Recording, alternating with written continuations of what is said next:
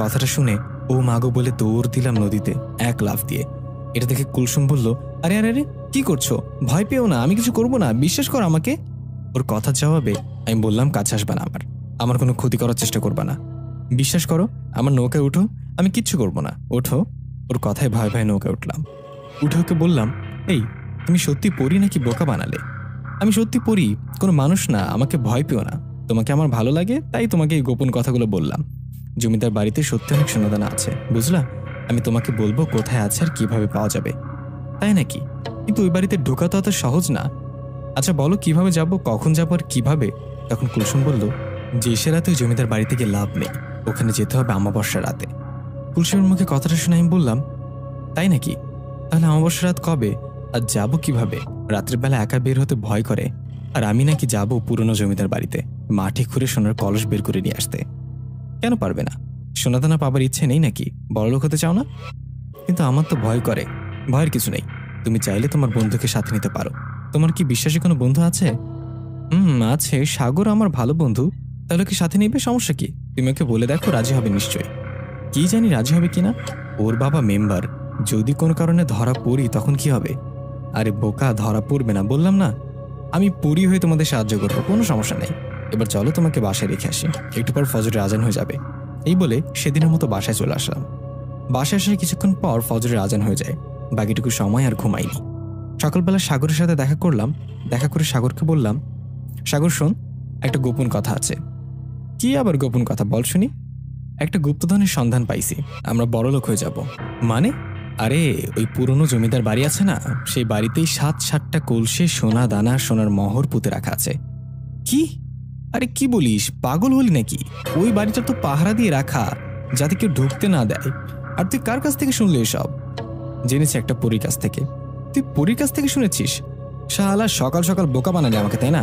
বিশ্বাস কর ভাই, সব সত্যি। তুই চাইলে আমি তোকে দেখাবো, কথা বলে দিব পরীর সাথে। তাই নাকি? তোর কথা যদি সত্যি হয় তাহলে আমি রাজি, কিন্তু সেখানে যাব কিভাবে আর কখন, সেগুলো তোকে আমি সময় হলে জানিয়ে দেবো। আর শোন, আর সন্ধ্যার পর নদীর পাড়ে আসবি, আমিও আসবো। ওখানে তোকে কুলসুমের সাথে দেখা করাবো। ওকে দেখে তুই বিশ্বাস করবি না ও যে পড়ি। ওকে ঠিক আছে, সময় মতো হাজির হবো, এখন বাসায় গেলাম। এই বলে সাগর চলে গেল, আমিও বাসায় গেলাম। সেদিন সন্ধ্যাবেলা আমি নদীর পাড়ে চলে গেলাম। কিছুক্ষণ পর সাগরও চলে আসলো। সাগর এসে বলল, কিরে কই তোর পড়ি? এখানে তো পড়িও নাই, ডাইনিও নাই। জবাবে আমি বললাম, আরে চুপ কর, তুই দাঁড়া, আমি আসছি। এই বলে ঘাটের কাছে যেতেই পেছন থেকে কুলসুম বলে উঠল, কি আমাকে খুঁজছো? জবাবে আমি বললাম, কোথায় ছিলে?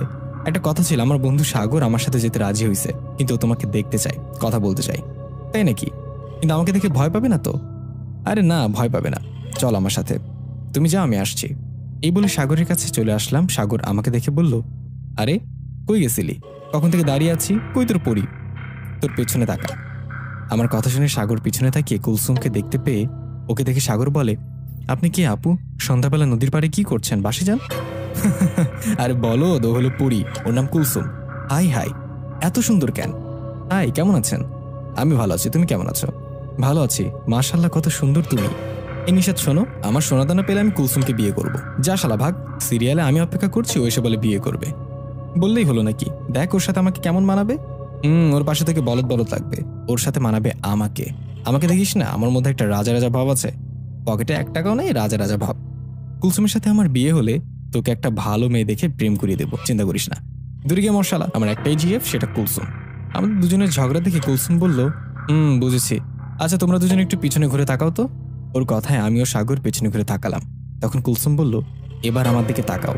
ওর কথায় ঘুরে ওর দিকে তাকালাম। তাকে আমিও সাগর দুজনে চিৎকার দিয়ে দৌড় দিলাম।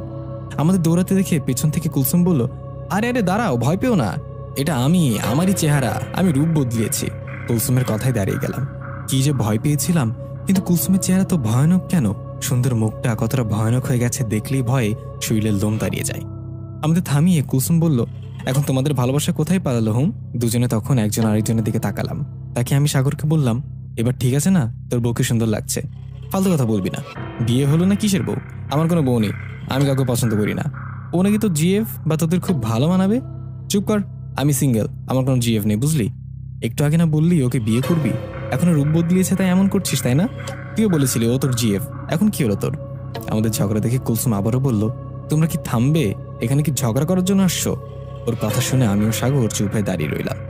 তখন কুলসুম বলল, শোনো, আগামী পরশু অমাবস্যার রাত, সেই রাতে কাজ করতে হবে। রাত 12টার পর দুজনে রেডি থাকবে। কালকে আমি তোমাদের সব বুঝে বলবো সোনাদানা কোথায় কিভাবে পুঁতে রাখা আছে। এখন বাসায় চলে যাও। কুলসুমের কথা শুনে সাগর বলল, কুলসুম, তুমি আমাদের তোমার কোলে করে উড়ে উড়ে নিয়ে বাসায় রেখে এসো। আসো, আকাশে উড়ে নিচে ফেলাই দিব, তখন পাখির মতো উঠতে পারবা। না থাক, হেঁটে চলে যাব, কাল দেখা হবে। এই বলে সাগর আমি বাসার দিকে রওনা করলাম। পরের দিন রাতের ঘটনা। কুলসুম আমার রুমে আসলেন, এসে বললেন, কি তোমরা মানসিকভাবে রেডি তো? রেডি, কিন্তু তবুও ভয় ভয় করে। কখনো তো এসব কাজ করিনি, জানি না কি হবে। ভয় করো না, যা হবে ভালোই হবে।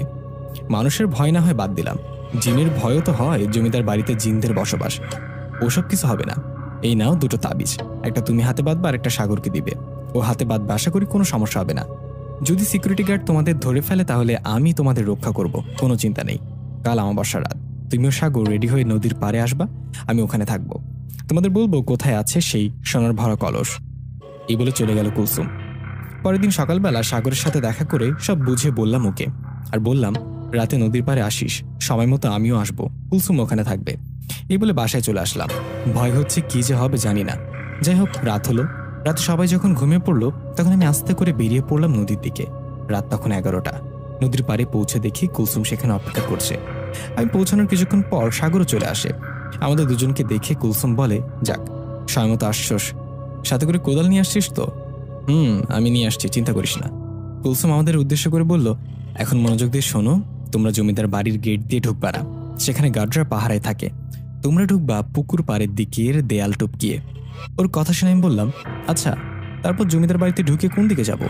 তখন কুলসুম বলল, তোমরা জমিদার বাড়িতে ঢুকে বাড়ির পেছনে চলে যাবা।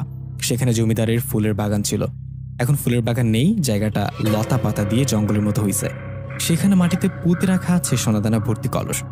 আমি তোমাদের জায়গা দেখিয়ে দিব, কোথায় মাটি খুঁড়বা। ওকে, এখন রওনা করো, আমি আছি তোমাদের সাথে। কুলসুমের কথায় রওনা করলাম পুরনো পরিত্যক্ত জমিদার বাড়ির দিকে। ভয় করছিল খুব, কিন্তু সোনাদানা লোভে সেই ভয়টা মনে হচ্ছিল না। যাই হোক, কিছুক্ষণ পর আমরা পৌঁছে গেলাম জমিদার